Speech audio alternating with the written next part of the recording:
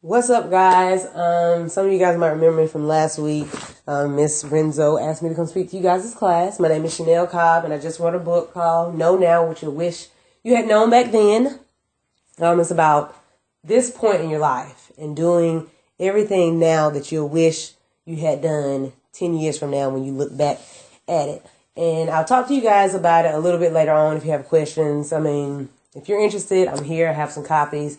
But I just want to spend this time really talking to you guys and kind of getting in your head a little bit about life. So I can be really long, I can be really short. Let's face it, you don't have to do classwork today. So let's just enjoy this time.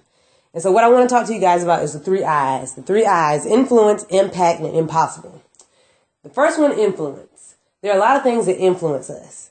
And one thing people don't realize that influences them is the influence of fear. Our fears influence us to do something or to not do something. So if you guys wouldn't mind getting out a piece of paper and a pen, I want you to write down, what are your fears? I'll do the same thing up here on the board for you guys to see mine, and we'll go from there.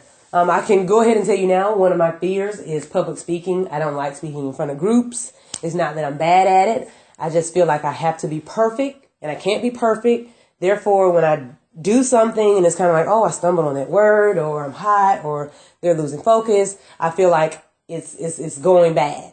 So that's one of my fears. I'll give you guys about 2 minutes, and then you can write yours down. And I would really love for you guys to share yours. If you don't, that's cool. I understand. You're in high school. You're like in the cool factor moment right now. I get it. And I'll just share mine, and we'll keep on rolling.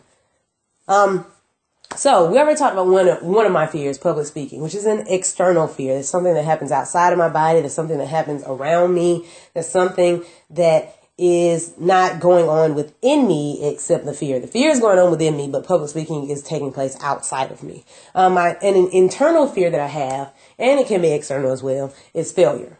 I have the biggest fear of failure. I have the fear that I'm going to fail at talking to you guys today. I have a fear that my book is just not going to touch anyone, and that's going to be a failure. I have a fear that my parents have invested in me, and I'm going to college, and I've spent money, and I've done all this stuff, and I took up all this time, and I don't accomplish anything. I don't impact anyone's life for the better, not even my own. And that is my fear of failure. I fear that I'm going to just mess up so badly that I can't turn it around. And we all have some type of fear. Whether we believe it or not, there's something that stirs in us that makes us a little uneasy. And it may not be that you're super afraid, but it is something that does not provide a sense of calm to you. And it can influence you. Like I said, it can influence you to do something or to not do something. And the way it influences you is how you choose for it too. Another influence is the influence of others. Who influences you? If you guys wouldn't mind taking a couple of minutes, write down who influences you. I'll do the same thing up here. Once again, if you guys want to share, I would love for you to. But if you don't, I still have to, so go for it. My biggest influence is God, but it's this whole church and state thing, so I can't really go into detail with it. If you want to talk to me outside of school, I would love to talk to you about it, but for now, we're just going to go with family being number one. My family is a big influence in my life. My friends are like my family, therefore they're the second influence in my life. And believe it or not, my foes, people who hate me, people who don't like me, people who don't want to see me do well, influence me. And the beauty in influence is that it's limitless. It's limitless. It's non-stop. People always think, oh, I want to have more power, and I want to be president, and I want to do this, and I want to be in charge of this. But those people only have so much power. The president has the answer to a cabinet. He only has so much power. The principal at this school has other principals and other people to think about. He only has so much power. The board of education, board of jobs and companies have to be appeased, even though someone else is the president and founder of the company. They have to answer to that board. Power has its limits, but influence doesn't. Think about it. Ms. Renzo taught me when I was 17 years old for one semester. There's 4 to 5 months of power that she had in my life. She had the power to tell me to do homework. She had the power to grade my papers. She had the power to tell me to sit down or to stop talking because I was in her class and she was in charge. That was her power. That was her strength. But she only had it for 4 to 5 months. I'm here 8 years later visiting her class. 8 years later. Because her influence was limitless. Although she only had power over me for 4 to 5 months, her influence on me has lasted 8 years. Because there was something in her that I saw, and there's something in me that she saw that says, I'm going to influence this child. And my influence is going to last forever. And so here we are 8 years later, because her influence on me was bigger than her power over me. And you have to think about that. You influence someone else. You influence someone else for the better or for the worse. If you have a little brother, you influence him, a sister, a little cousin, friends, family, whoever. You're influencing someone else. And you're influencing yourself, which brings me to the third influence, the influence of self. Who do you think you are?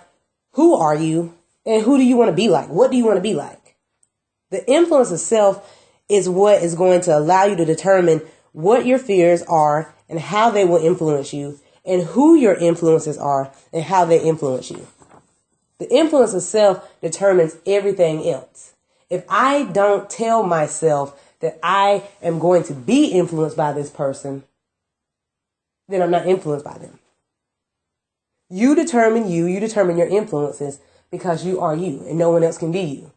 And that's your influence of self. You influence yourself to do certain things or to not do certain things just as much as people influence you to do certain things and not do certain things. You influence yourself as to whether you want to be fearful of this or to not be. The second I, impact. Each influence is going to make an impact. Typically, if you're afraid of something, it impacts you to stay away from it. The fear of snakes impacts me to not want to go to a field of high grass where there might be snakes. That's the influence of the fear of snakes. And the impact is that fear. The influence of my fears impact me to make a decision or to not make a decision. The influence of something else impacts me to make a decision or to not make a decision. Your impact will always stem from your influence. We all influence someone, but we have to choose if we want it to be a good influence or a bad influence, whether we want to have a positive or negative impact. And I have to tell you, if there's nothing else I don't tell you the rest of today, you need to want to have a positive impact on yourself, on others, on this world, on your community, on everything. Because this world is so vast and so big, and there's no one who can contribute the exact same thing as someone else. Just because I'm up here talking doesn't mean that I'm going to be able to talk to you as well as anyone else would be. And just because I wrote a book doesn't mean that I'm going to write a book about every topic specifically and accurately when you could write one just as good. Just because we're both writing, just because we're both speakers, doesn't mean that you're taking away from my shine, and it doesn't mean I'm taking away from yours. It means that you have to give your good impact to the world the way that you best know how. The last I, you're probably thinking, what is influence? What is impact? What does that have to do with impossible? Why do we believe certain things are impossible? I believe we think that things are impossible for a bunch of different reasons. But to stay on topic, these 3 reasons I think are a big reason why we think things are impossible. Fear, others, and self. Sometimes we're too afraid to do what it takes to achieve something. Therefore, we just make it impossible. Because I am such a perfectionist and I want things to be perfect and I fear failure, I would be fearful that what I wrote in my book wouldn't be any good. And that it would need too much work, too many changes, too many edits. I didn't say this right. I didn't write this right. And so my fear would tell me, you know what? It's going to be impossible for you to write a book because you don't even know how to take this criticism. You don't even know what to think. You don't know what to write. You don't know how to respond to what does happen. It'll be impossible for you to get a book done. Others. I believe that a lot of times, most of the times, we think things are impossible because someone told us it was impossible or because no one told us it was possible. Think about all the things that are happening now that someone said was impossible. Someone said it would be impossible to go to the moon. It's not. Someone said it would be impossible for black people and white people to be in a room together. And it's not. We're here now. But because someone said it was impossible years and years ago, somebody else believed it. And they died with the feeling of impossibility as to what could happen. The third reason, ourselves. We convince ourselves that things are impossible, therefore they must be. If I convince myself that there's no way I can run a mile in 12 minutes, am I ever going to really try to run a mile in 12 minutes? When I'm in that final lap and I have 2 minutes to get it done, am I really going to believe that I can get it done even though I've already convinced myself it's impossible? The beauty in all of this, however, the good thing that we can pull from the fear and the other people and from ourselves is that once you get tired of being afraid, once you get tired of everyone telling you what you can't do, and once you have a desire to want to prove people wrong, and once you start believing, hey, I'm enough, I can do this, then you can finally face whatever it is. And then you can achieve your impossible. Impossible is just another word. It doesn't have to be a truth. It does not have to be a truth. Your influence and the impact of your influence can allow you or someone else to achieve the impossible. The way you look at a situation and the way you convince others to look at a situation, the way you respond to a situation affects us all. If I'm saying, oh, I don't feel like going to work today, it's impossible for me to get anything done, and I'm just never going to be happy at my job, and my little cousin is there, I'm influencing him to think, this work thing really ain't all it's cut out to be. We all influence each other.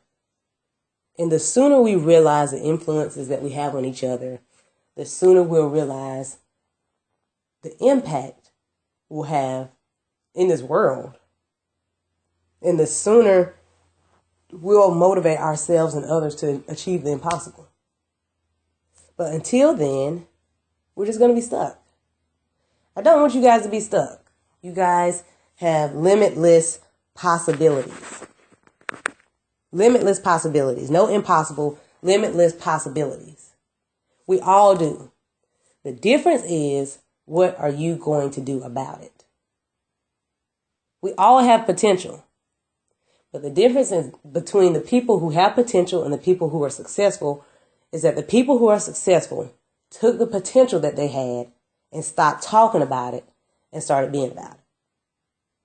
You're in high school. I know it's kind of like, oh, this is really kind of heavy and serious. I just want to go to class and go home and take a nap. And I understand that. I was in high school. The beauty of me being here is that I'm not a teacher. I'm not a parent. You know, they have to be stern. They have to tell you, you need to do this, this, and this. And it's very true and it's very right. And you do. But realistically, you're going to do what you want to do. If you want to come to class today, you're going to come to class today. If you want to learn, you're going to learn. It's just that simple. I'm just here to say, do it now instead of wishing you had done it later.